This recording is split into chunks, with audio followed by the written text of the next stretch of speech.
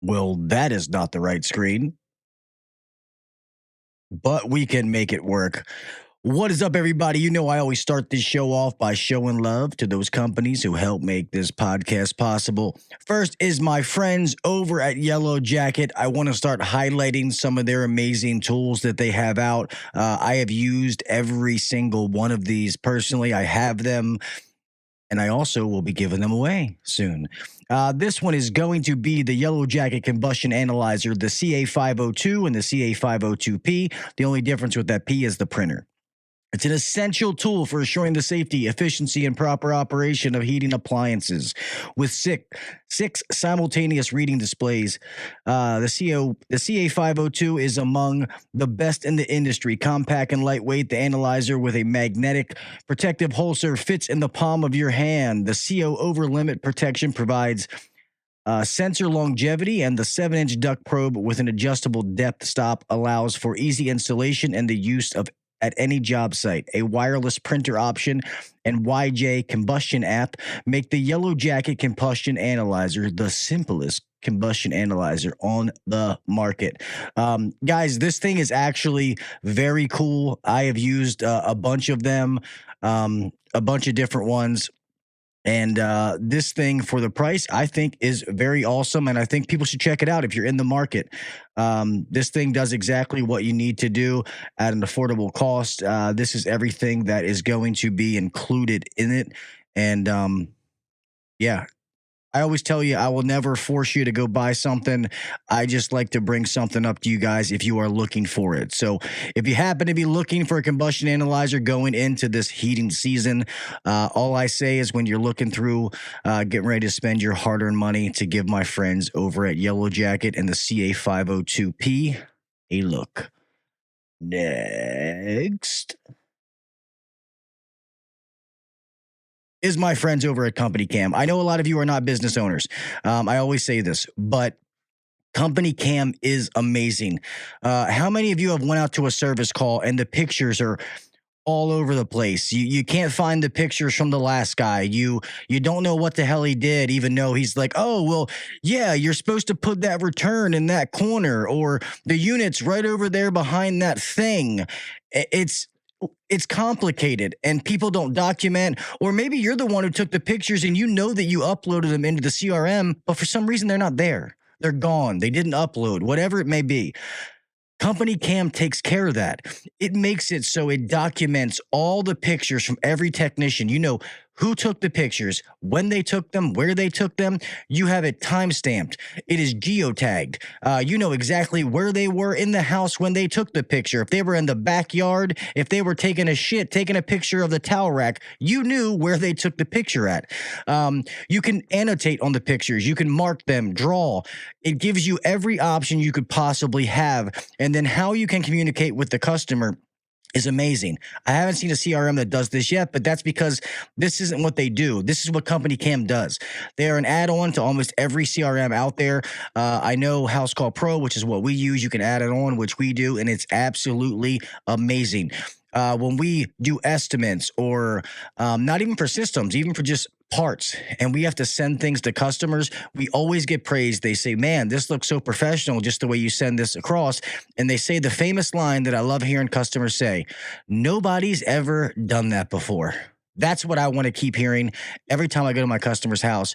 Nobody's ever done that before, because that means that we're raising the bar and we're going to keep setting the standard higher and higher and higher every time we do something. So go to your boss and say, hey, I'm tired of these shitty pictures. I'm tired of not getting the information I need. We need CompanyCam because it does all these amazing things on top of what I just said. I'm only scratching the surface. Trust me, I'm only scratching the surface with this.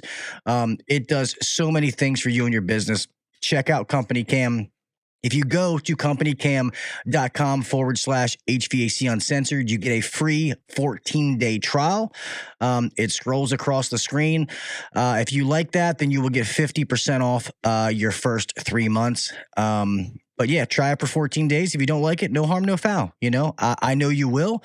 But if you do, just for being a part of HVAC Uncensored Nation, they will give you 50% off your first 3 months. With that being said, let's roll with the pledge and get on to the show.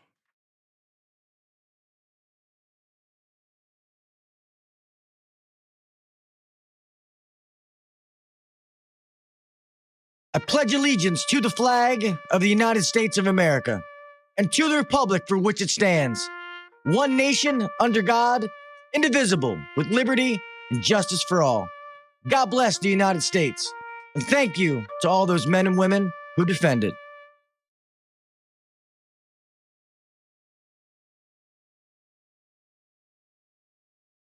5, 4, 3, 2, 1. Welcome to the #1 rated HVAC podcast. If you're looking to grow in the HVAC industry, then you're in the right spot. Blue collar people talking about blue collar shit. Let's get better together. So turn up the volume, buckle your seatbelt, and let's welcome your host, Gil KV Jr.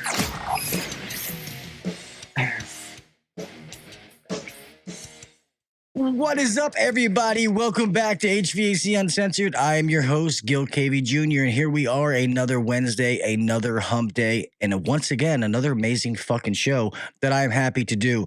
Thank you to everybody here in the live show. Let me move some things around here real fast so I can communicate with you folks a little better. I know Mr. Jason Johnson is in here. What is up, brother? Thank you for being here. Mr. Chris Miller, thank you. Brian Sanders, East Coast. Jason Williams, my man, which we're going to talk about him right fucking now.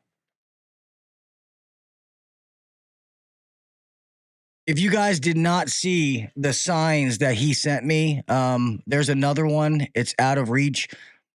Dude, these are awesome. I absolutely love them. I'm trying to find a place to hang them up in this studio, but I am moving here soon. The process is slow going, but it's happening. These will definitely be hung up. I promise you. So, Jason, thank you very much, man. I fucking love these. I got some tool bags back here that got to be shipped out. Finally got Mr. Jason's. I got the other one to ship out for the winter. So, gonna get those shipped out. I don't know if you guys have seen. I got to show you real fast. Have you guys seen my new ink? I'm doing a full sleeve, so you guys know that. Marine Corps, Maryland flag, Oriole bird, and then we're gonna go podcast logo, Raven head, and then at the bottom is gonna be the American flag going up the back of my arm. So almost there. Anyway, guys, I got an amazing show tonight. So I know I said I was going to get to some more tech stuff, but I can't turn down a good podcast. You guys know me. You guys know my story and how I rose up in the ranks. I was an everyday tech, just like a lot of you out there. And I worked my way up to be the general manager of Beltway, where I am now. You guys have met Ryan, the owner. He's been on the podcast last week and several other times. I hear a lot, my old co-host, Kelly McKay, owned a company for a long time and he sold his business. And I've loved the story of people selling it. I've kind of felt both ways when it comes to it. I'm happy for people to get what they've worked for.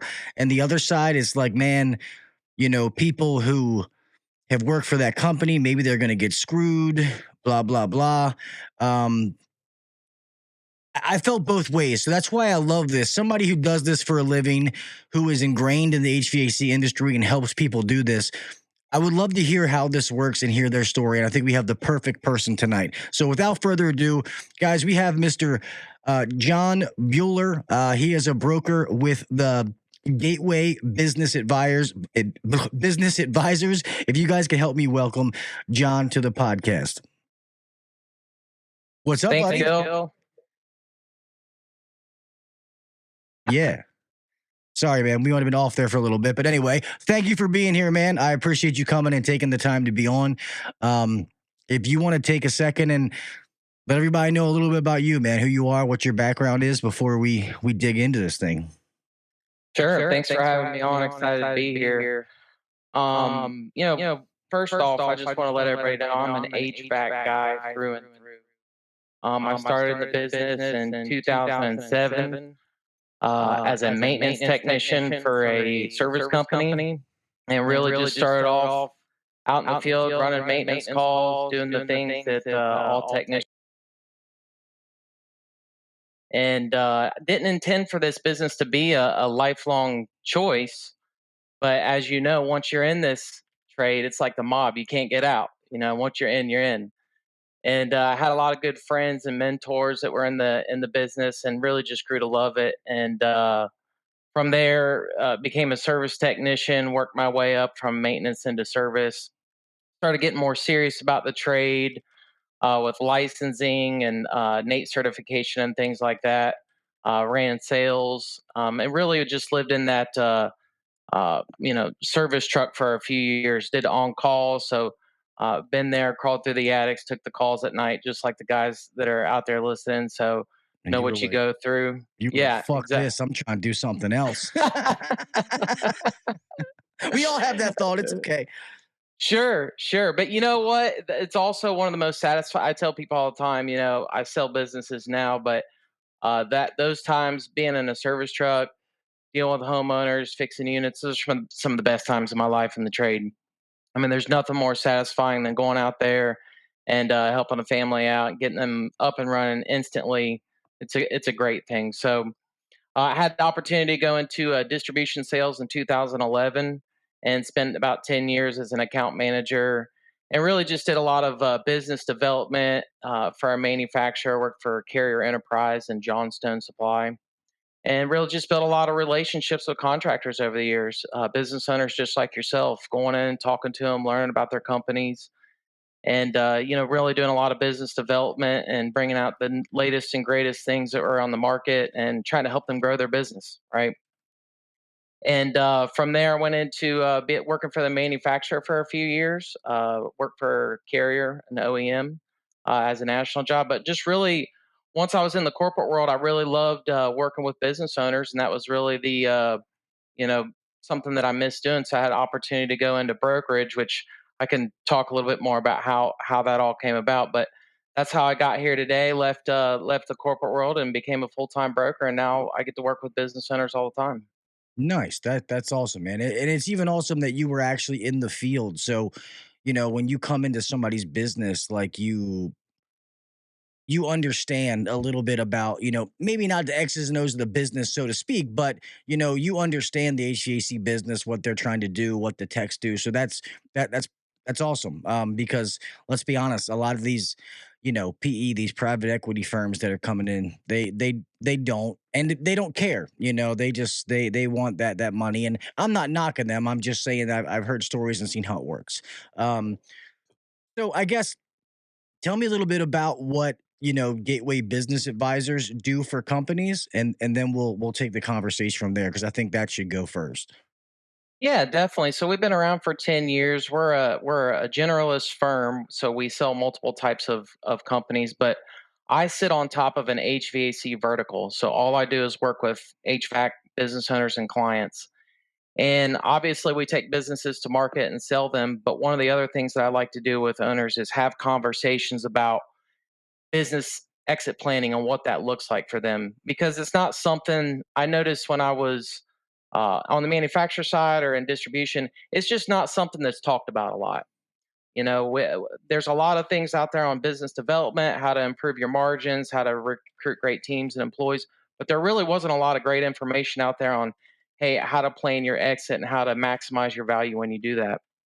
So what I try to do is, just utilize my years of experience and start that conversation early with people and set them down a path to where they can be successful. That's awesome. That's awesome. Let me ask you this: when it comes to the size of the business, if you had, I know that they're going to range. I get that. And I would say like a revenue size, like if you had to pick an average, like a common, we talking two, three, four, 10, like what is like that kind of normal, like you see it a lot, like that size Yeah, company. one to 10 million. Okay. Yeah, one to All ten right. million. I mean, I work with businesses that are over that, but most commonly they're between 1 and 10. And most reasons for these people selling is that was like, I get it. Some people, that's their whole goal, is to build it to it's worth something and sell it. And hey, more power to them. Or do you get a lot of people, they've worked for years and it's like, I don't have a son, I don't have somebody to pass it to, I'm done, I want to move on. Like, what's the more common scene? Yeah, I think the best outcome is somebody who wants to retire, right? Because they've built a nice business, they're ready to move on and do something else. Like you said, maybe they don't have somebody to pass it down to. But there's other circumstances. Burnout is one of them. We talk to clients who are burnt out. Divorce, we call it the D's. Divorce, death, dismemberment, right? Yeah. Those are real things that happen in life that cause people to have to make decisions.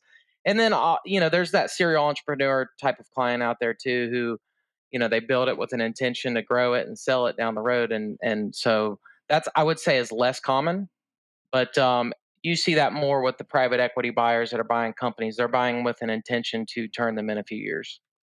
Yeah, or they're buying the multi-million-dollar companies that are, you know, crazy, like the Ken Goodriches of the world that are, selling for a buttload of money.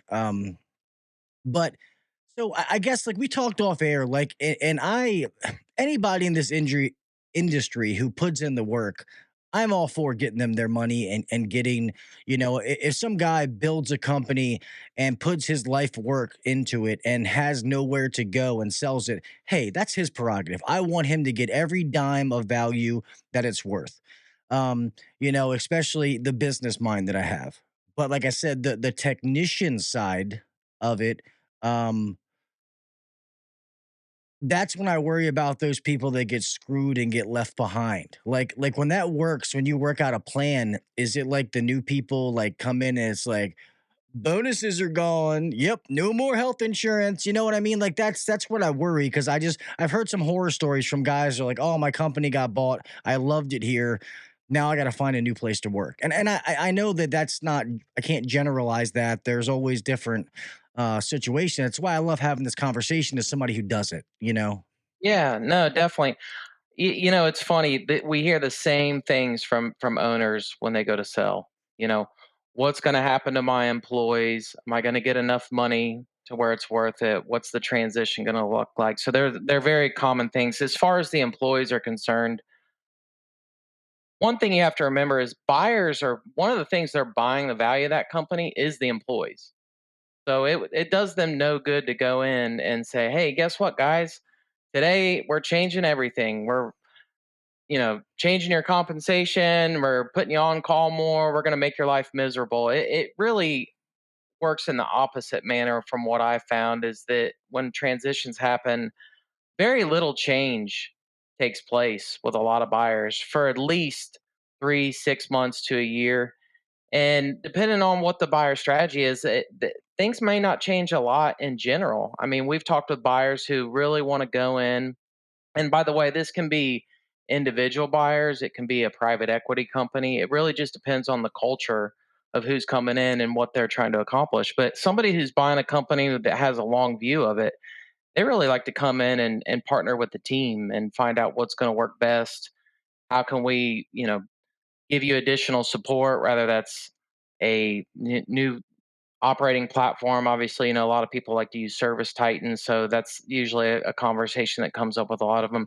Maybe centralizing benefits and things like that. But I would say for the most part, um, it's going to be more on a case by case scenario. There is really no one, blanket statement to answer that question. But one of the things we encourage, that's one of the reasons we like to work with sellers early is, the more attractive you can make your company before you go to put it on the market, the more buyers you're going to have that are interested. And when you have a lot of buyers, you have a lot of options. And that's a nice luxury for a seller to have is when they can really sit down and interview each one of those buyers, and it's no longer just a decision on price. It's a cultural fit. Is this going to be the right thing for my team? Is this the right thing for my company? How have their other transactions went? So really, the earlier you can start and get your company more attractive and more valuable, the better off you're going to be when that time comes. Yeah, no, I like that. It was funny. It was a joke, but I was thinking when you were like, normally they don't make changes for like 3 months, and I'm like, yeah, it's the honeymoon phase. They're gonna, I love you, and then that's when they do it. But I'm just kidding. Question somebody brought up. So, are you doing all residential companies? Is there any like commercial based ones? Yeah, Yeah, there's definitely we have buyers that are looking for both residential and commercial. I would say that most of the strategic or private equity buyers out there are more residentially focused, but I do deal with commercial buyers as well. It's a different type of buyer, but there are certainly different aspects of that type of work that people are more interested in some cases than residential. Nice. So I have a whole bunch of questions, but I've been writing things down as you're talking. But I'm curious to.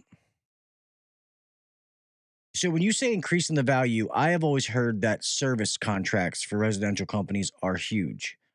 Because that actually shows how many customers, like you can have 10,000 people in your customer base, but if you have 400 service contracts, they're really the only loyal company. I mean, customers, because to me, service contracts, you're just taking those people off the market. When it breaks, they're going to call you. Does that truly affect the value of of evaluating a business, or is it not as big as we may have heard? No, it definitely increases value. I would say that it's not necessarily a per service agreement. There's not really a value on a per service agreement that I've seen. But what we tend to find is that companies that have service agreements have a lot of the other characteristics that buyers are looking for. Usually, it's good mix. You have more consistency during the off and the shoulder seasons. Uh, Indoor air quality, higher average tickets on change outs, things like that. So the company that naturally has a lot of service agreements, they're probably building their company around those service agreements and demand service and replacement, which is the revenue mix that a lot of buyers are looking for. Yeah, no, that's true. Um, how like so? What is the typical? And like I said, I know it's different for everybody, but what is the typical length? Like if I came to you and said, "Hey, I want to sell," it's like a year long process, a 6 month long process. Like, is there a way to put like an average on that, or no? Because everyone's different. So are you talking about in terms of I'm ready to sell and I'm gonna, like I'm ready to sell now, and then how long does it take? Or I'm planning to sell and I want to start the planning process. Like I'm ready to sell, and like I want to sell. Like the process of like finding a Yeah, buyer. Oh, we love each other, price is right, sign the papers, and sure. all that kind of stuff.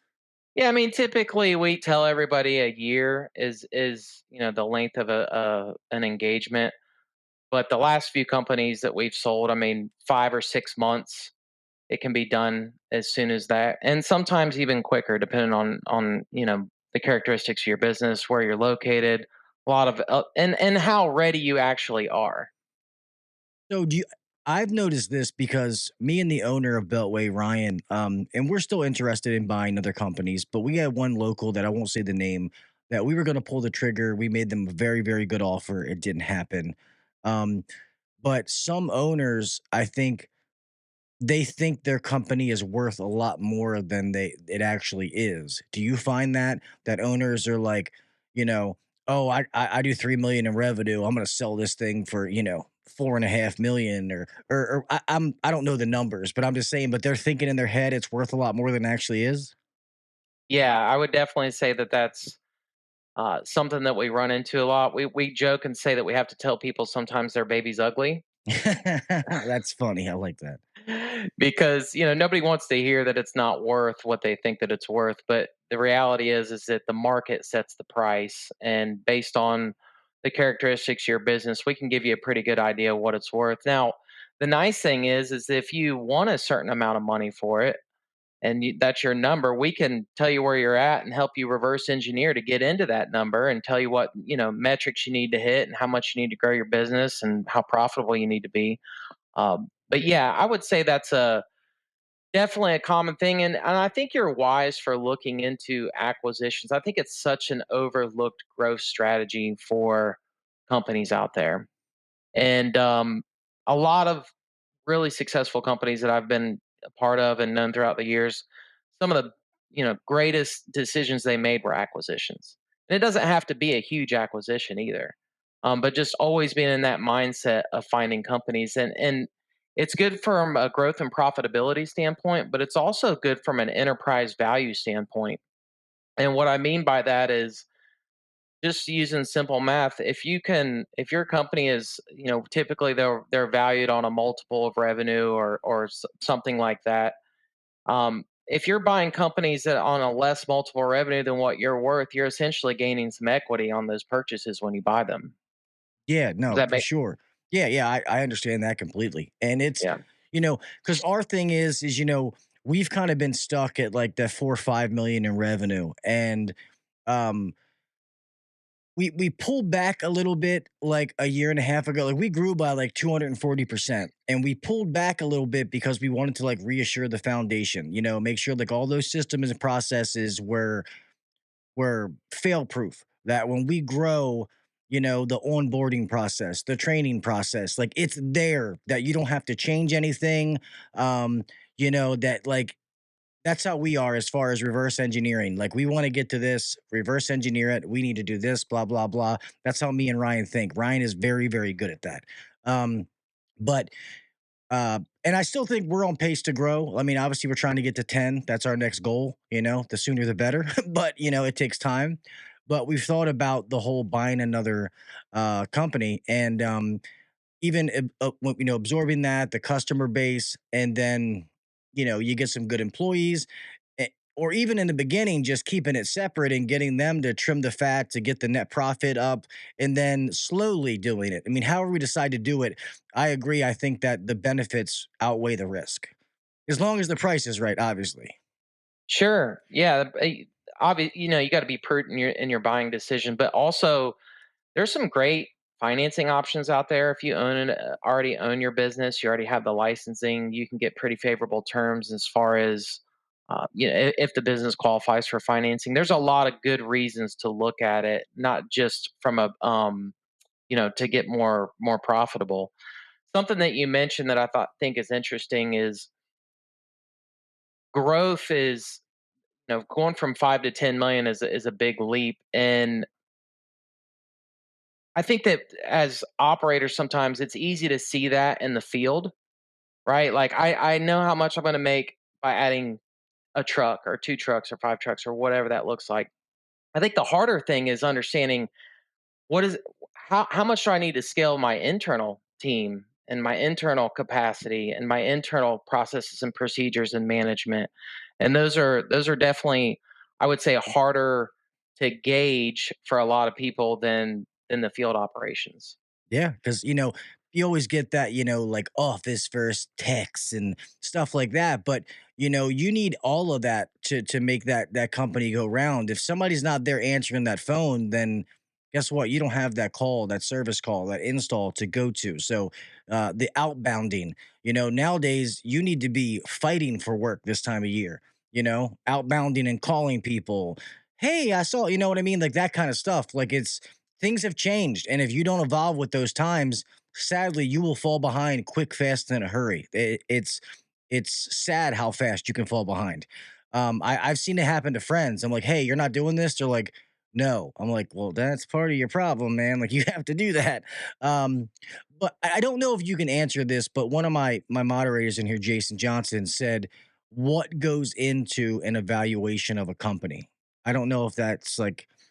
No, that's a great question. A lot of things, but just to kind of cover it at a high level, there's the initial financial, just looking at straight up at the financials, because profitability is the number one driver of value in a company, right? I mean, we can talk about all the other things, but at the end of the day, if you're not profitable, it's a hard story to tell to a buyer, right? Yeah.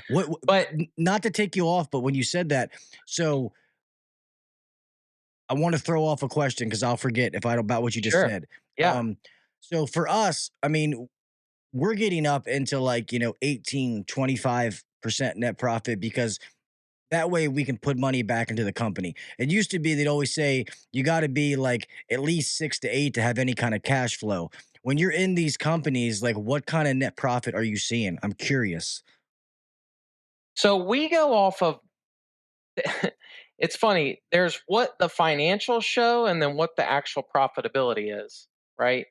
And what I mean by that is a lot of the times what we're trying to work to is called a seller's discretionary earnings or the free cash flow of a company, right? Some of the expenses in a company are discretionary. For example, maybe the owners or partners pay themselves above market salaries, different things like that, insurance benefits. So we're trying to not only look at the net profit of the company, but also where are all those other discretionary spending items to get to a true free cash flow number. So that's part of what we do when we go through the financials. And one of the, just talking about planning, one of the issues I see a lot of the times is sloppy financials. Where companies know that the owner knows he makes money, right? But he can't. He's maybe mixing things in his cost of goods sold, or he's not. He's running expenses through the business, but can't really tell you where they are exactly pinpoint it. And I would just say that it's perfectly fine to run expenses through your company. That's why we have businesses, and you know, but you have to understand where the things are in your financials, right? Above the line, And below the line. Yeah, it, we learned, and I not to interrupt you, but that's why I tell all of you when you start, if you guys go out and start a company, your books have to be clean. That's the biggest thing I can recommend because you should know exactly how much you're making down to the penny. Too many guys go out and they run circles doing all these jobs, and they're like, "Oh man, I'm so busy," and they look in the bank and they haven't made shit once they pay their bills. yeah, totally. And it was something that we really did in distribution was help guys in business development get their financials straightened out. But being on this side of it now, I even see that it's more critical. And I'll give you an example. We were doing a business valuation for a client who was doing about 3.8 million in revenue and had a nice business, but again, some of the issues that we're talking about. But in addition to not being able to show me where the profitability was, the revenue wasn't segregated properly. The labor was down in expenses instead of up in the cost of goods sold, so you couldn't really tell what the margins were, right? So Mhm. then that becomes a conversation of, okay, well, what is my margin? And then am I making money in this new construction or am I losing money here? And those are things that people aren't really thinking about in their company. And I mean, it's shocking sometimes. I had a conversation with a guy the other day who was losing so much money in service that it was literally sinking his company. I mean, just because he wasn't tracking the numbers properly, you know. Yeah, you So gotta put it in the right spot. When we got the tip to break it down, like we have like install equipment, accessories, like all of it broken down because we know if that install equipment, goes above a certain percentage, it's like, hey, we're not getting the deal that we thought we were getting when we signed this with this manufacturer. We need to go back to the drawing board, or maybe it's time to sign a new contract. Um, as a tech, it's like I like Carrier, I like Train. It's like I like who gives me the best deal and is a good equipment. Like all the stuff who's worked into it, like that. That's comes down to it. And normally the big guys can do that, but you have to be buying enough. yeah, but your point is spot on. I mean, there's KPIs that you can look at on your financials once you're using them as a tool in your business to help you manage it. And I know that guys like Ken Goodrich I think he wrote the ebook, and I was reading that. That was one of the big drivers that he points home is about financials. And so, yeah, absolutely, it's one of the number one issues that we see in companies, and it can really hurt the value of your company if your financials aren't in order. And the other thing too is, I want you to think about this for a second. Cash, taking cash out of your business. So you may save 38 cents on the dollar for every bit of cash that comes out of your company. But if you were selling your company and it was a three times multiple, then that 38 cents is costing you $3 on the sale. I mean, it's not even close on how much it's sinking the value when you really look at it that way. So that's the you know some of the things that we look at. But so we go through the financials of a company. We really just try to stack it up, show, just take a deep dive on that. But then there's other things that we want to look at in your business that are what we call non-financial drivers. Things like, you know, what's your business mix? How's your team look? Do you have, owner dependency issues? Um, how is your cash flow in your company? That's something a lot of people aren't really paying attention to is their cash flow needs. But that's a huge deal. Recurring revenue. Do you have customer concentration issues? That's a big one that we see a lot of the time is, and it doesn't show up in a financial statement. But if you have, you know, we had a company that we sold not too long ago that literally had one customer that was 32% of the revenue. Mm. So when you think of it from a buyer standpoint, when you have customer concentration issues and things like that, it's going to either add value to the initial valuation, or it's going to ding value based on how you perform in those non-financial value drivers. So really taking you through that assessment and evaluating each of those non-financial value drivers, like we said, in combination with what the financials look like, gives us a better picture of what your overall valuation is going to look like. So obviously, like debt, like how much money you owe on vans, are they paid for? Do you rent your building? Do you own your building? Like all those factors go in. Sure. Yeah. But obviously, a person can sell the company and still own the building, though. I've heard of that. Right? Yeah. Real estate is usually we don't value real estate as part of the business. Really, when somebody buys a company, they're buying the cash flow of the business. So the value of your trucks, your furniture, fixtures, and equipment, all your tools and everything, they're all going to be, whether you owe money on that stuff or not. That's all going to be included in your valuation when you go through the process. No, that makes sense. My friend Jason has another good question.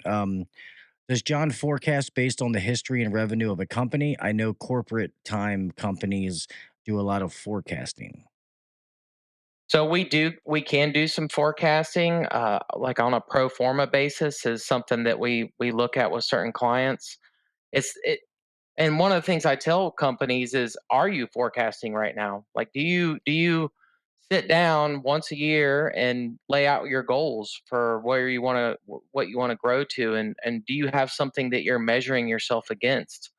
And that's something very important. But yeah, to answer his question, we do for certain clients pro forma work where we can forecast out and actually help them build a plan into growing the value of the business where they want to get to.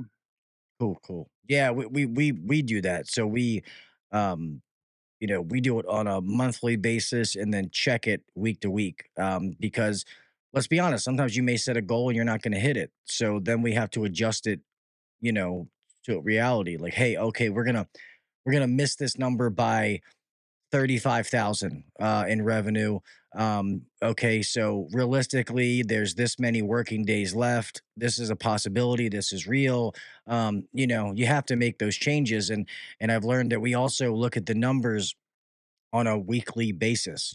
I want to know print reports. That's why a lot of people like Service Titan. I'm getting ready to have House Call Pro be a sponsor, but so I got to be careful what I say here.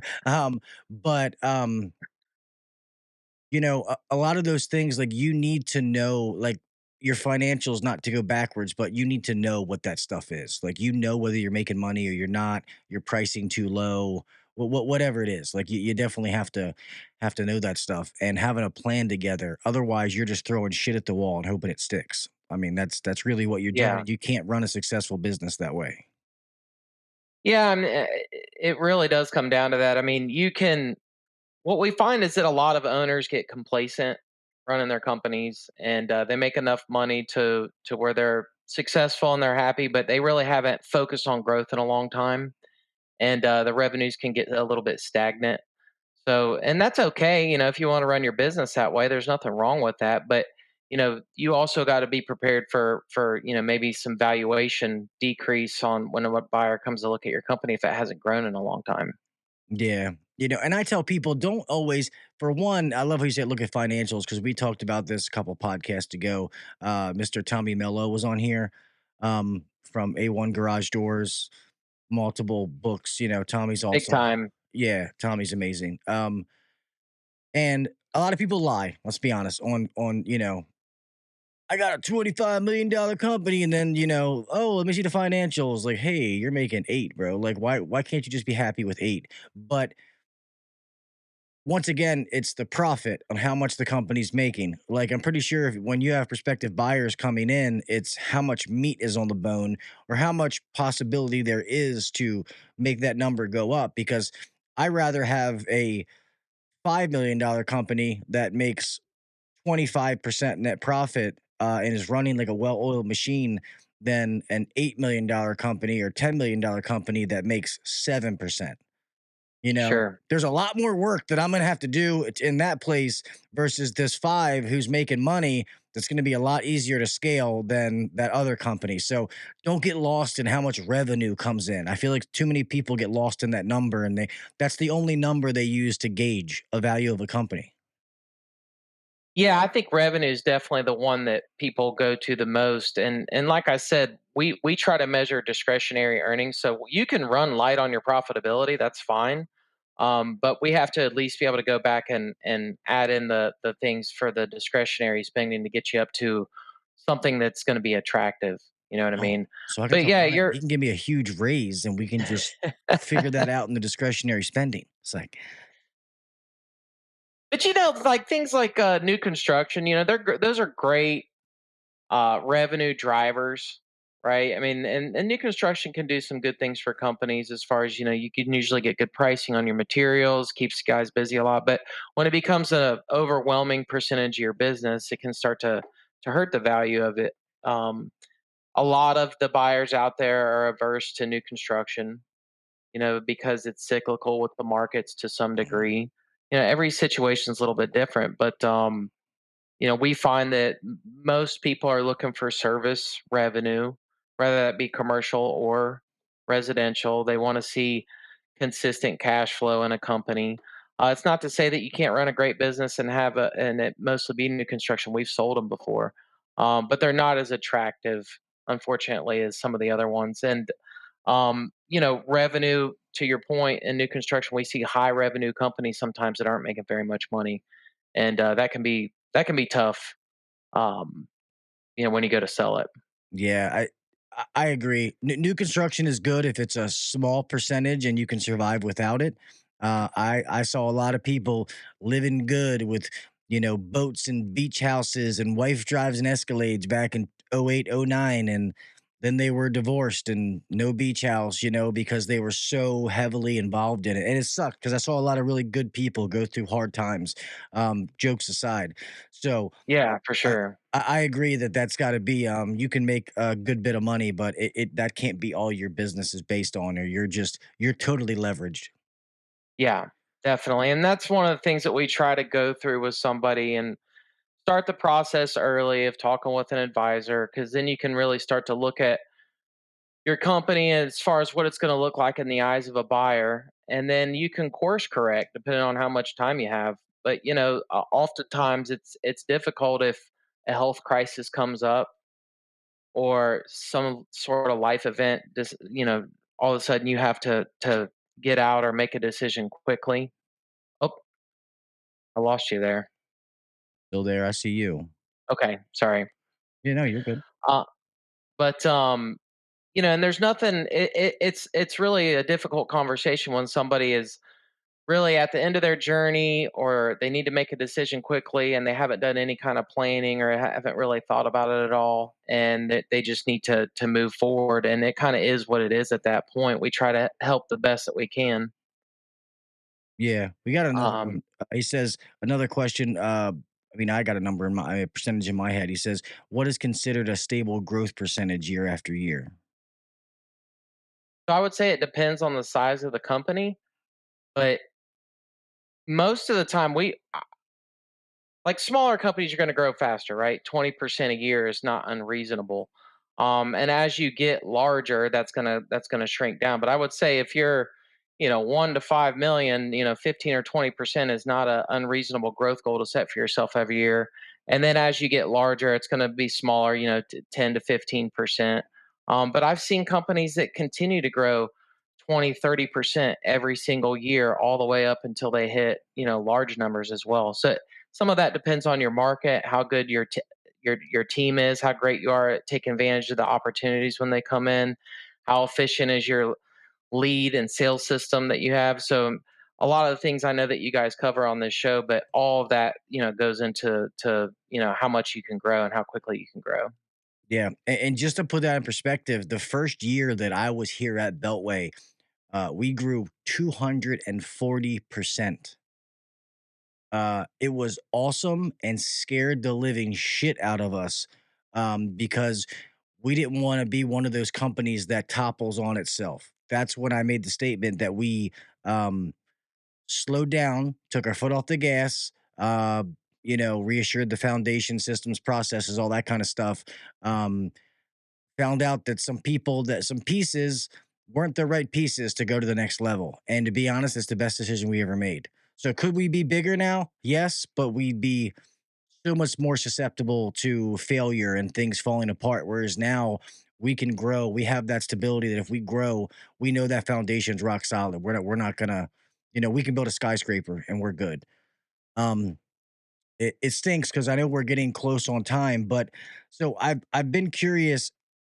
So when somebody buys a company, so that they understand, you have a company and you sell it, um, and say you sell your company for 2 million bucks. Are they getting a $2 million check? Are they paid out over so many years? Is it based on like how the profit of the company? Like, I know I've heard different things. So how does that work? Yeah. Yeah. So I mean, I think that's a two-part question. One is what is your net proceeds if you get a $2 million check, right? Of course, there's gonna be fees. You're probably gonna pay an attorney to help you. You're gonna pay your broker a commission. You're gonna pay taxes. There's no way to get around that. So working with your CPA early is a good idea when it comes time to. But I think the second part of your question is more around deal structure. Like, okay, somebody says they're going to give me $2 million for my company. Does that mean I'm going to get a $2 million check? And the question is, or the answer is, it depends. We've seen it where it's all cash at closing. I've seen where there's a holdback of 10% of the purchase price for a year. I've seen sometimes where there's a seller note where a seller will have to maybe take, in your example, 1.5 million and then hold 500,000 for for a defined amount of time. Particularly if you have SBA financing, they typically like to see the seller hold some sort of a note for a period of time.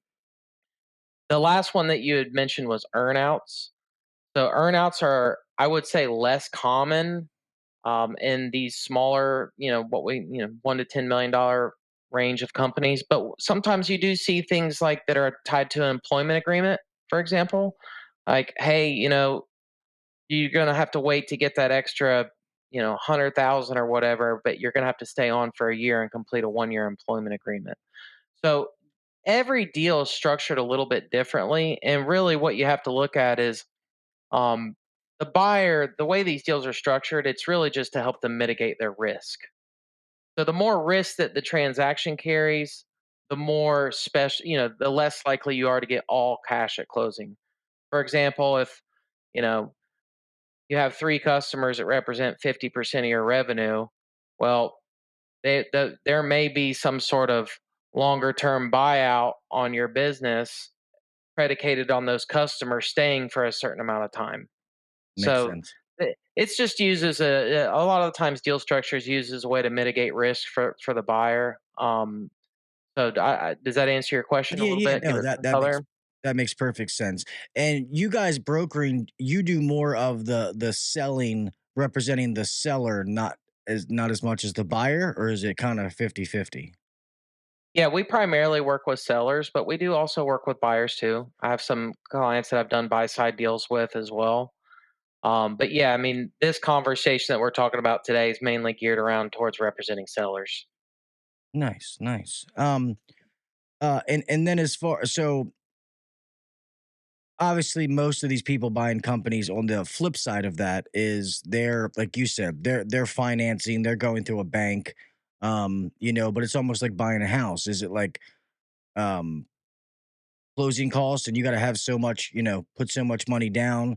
I mean, I know I'm trying to buy a house and I still got to, doesn't mean I can buy a certain value, but I still have to put, a down payment and stuff like that? Is Yeah. it similar when you're buying a company, I would think? Yeah, definitely. I mean, there's kind of the more it's a little bit different than financing a house.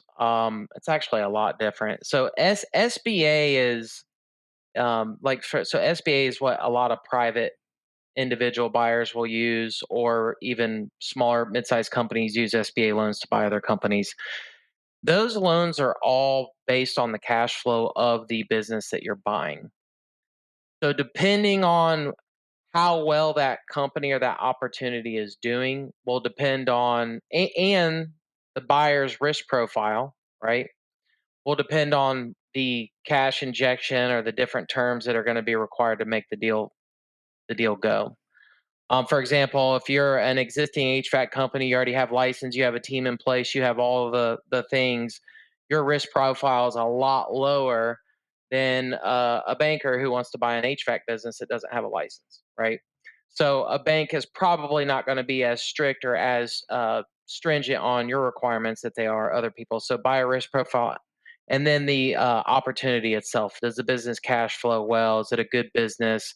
If it's something that isn't cash flowing as well, it may take more money down to buy something like that, right, to make the numbers work. On the private equity side, it's a completely different conversation. That money is really coming from the private equity markets, the commercial markets, and they are really operating on a different set of rules, and are not regulated the same as necessarily like an SBA buyer. No, that makes sense. I guess so. The last question is, you personally, with the deal that you brokered for a seller, what is the biggest payday you've seen somebody walk away with? I'm curious.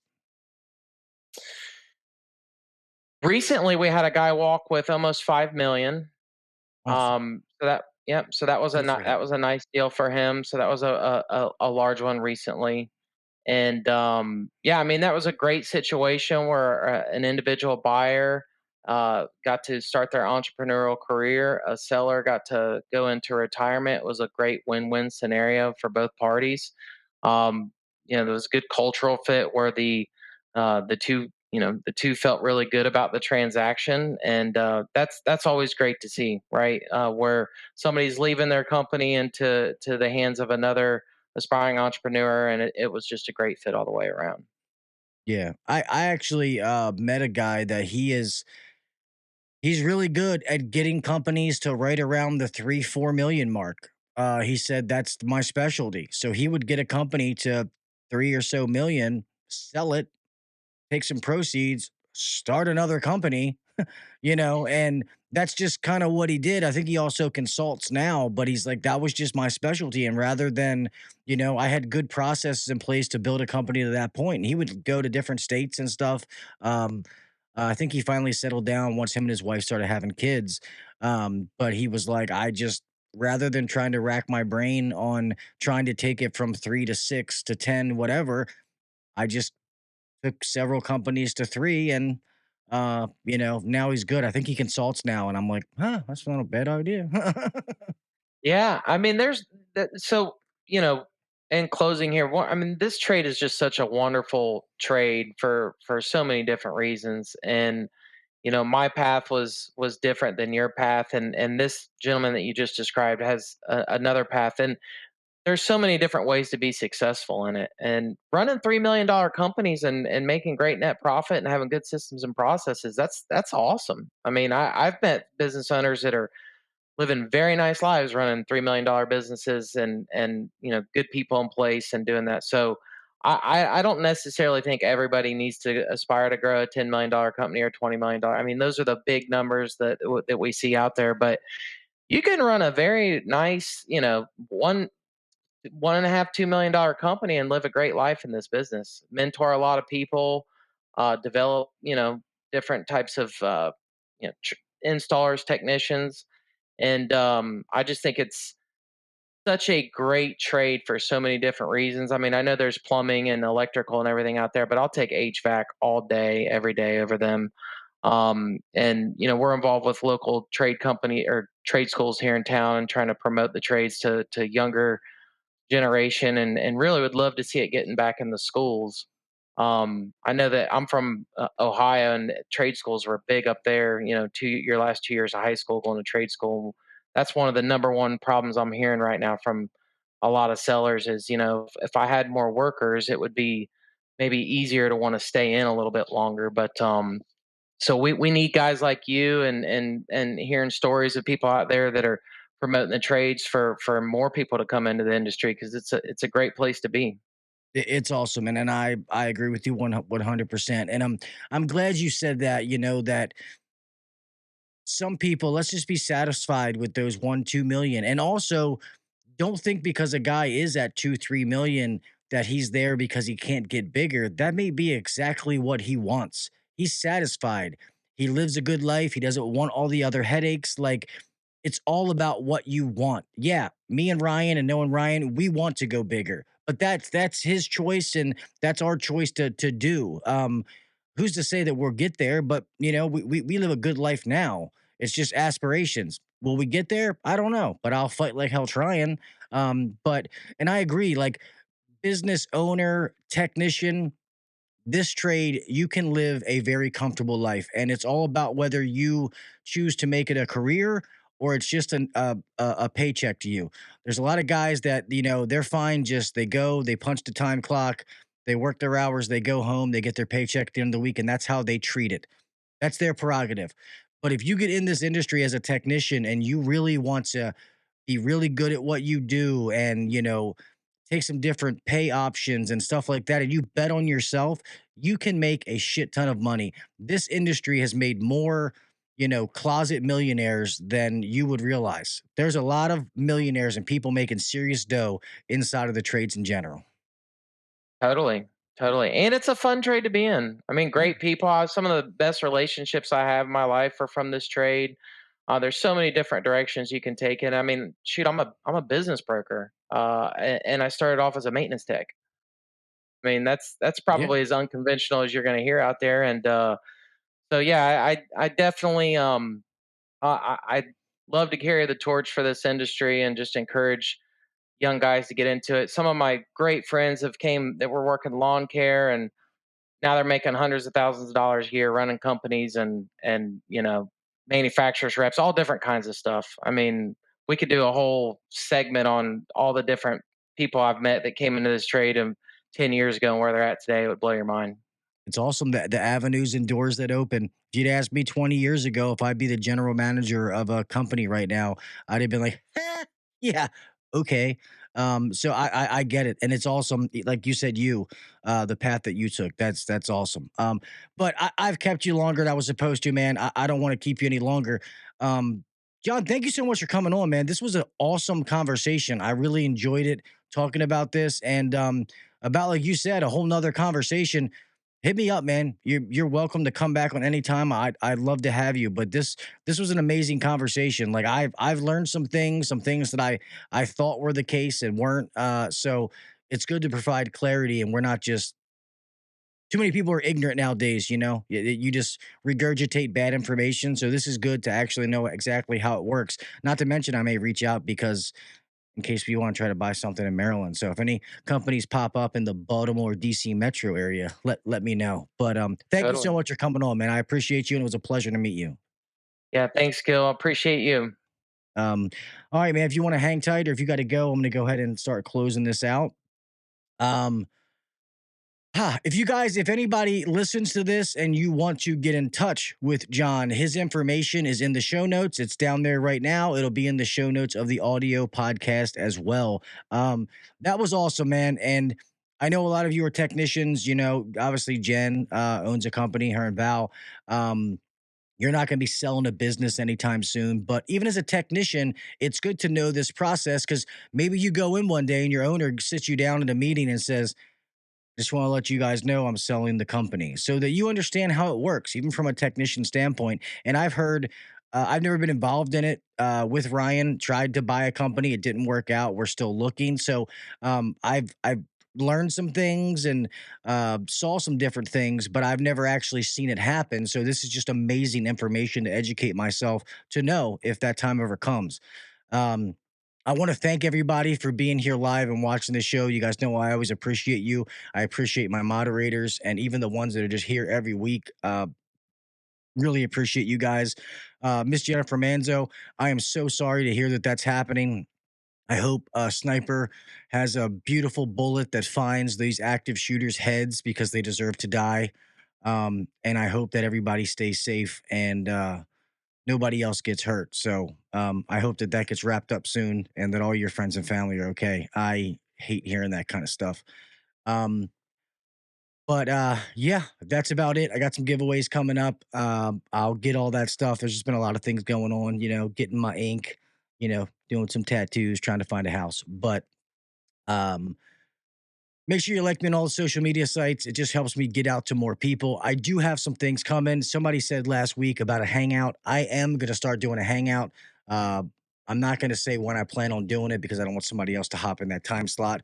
But I am planning on doing a weekend hangout. I'm just trying to find a consistent time to be able to start it and it not affect any of my friends' shows because I wouldn't do that. So, that is going to happen. And as soon as I nail it down, you guys will be the first to know. With that being said, let me close this out, man. Please remember, be safe out there.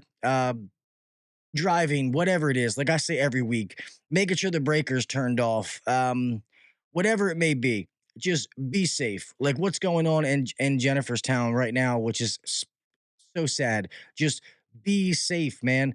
We all got to make it home the same way we left. I don't want to hear through the grapevine that anything happened to any of my brothers and sisters out there from something that could have been avoided. So please, please just be safe. Remember to do the little things. Set yourself apart from the next guy or girl, man. Go out there and get what you deserve. Make your money, live the life that you want to live. All right. I say it all the time. Nobody owes you a fucking thing. Nobody's going to knock on your door and give you that winning lotto ticket. If you want it, then go get it. If that's start your own company, if it's, you want to raise, show your value, learn something, learn a new skill, whatever it may be, go get whatever it is that you want and give back to the trade. Spread the word. Let people know how awesome this fucking industry is and how much money you can make doing it and meet some awesome, badass, blue collar fucking workers that build this country. All right.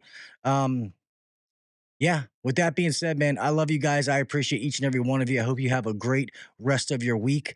Remember to check out all of our friends who do other shows. I think Reliable was last night, but you have HVAC Overtime. You have the Misfits this weekend. Make sure you check out all of those other shows. Let's support all of our friends that are doing the same thing that I'm doing, taking their time to have entertainment or whatever it is, education. For all of us to give back to the industry. You know what I mean? I love you guys. I appreciate you. And until next week, I'll talk with you mofos later. Oh, yeah. 2 episodes next week, Tuesday and Wednesday, just so you know. See ya. Thanks for listening to the HVAC Uncensored Podcast. Don't forget to check us out on Facebook and Instagram or email us anytime at hvacuncensored@gmail.com. Now, get back to work. Shut this down. The views and opinions shared on the HVAC Uncensored Podcast may not necessarily be the views and opinions of our sponsors or guests. Oh, yeah. And go check out my man, Momo's Wood Shop. If you need something, I'll send you the email. Go check out my man, Jason Williams, Momo's Wood Shop. See ya.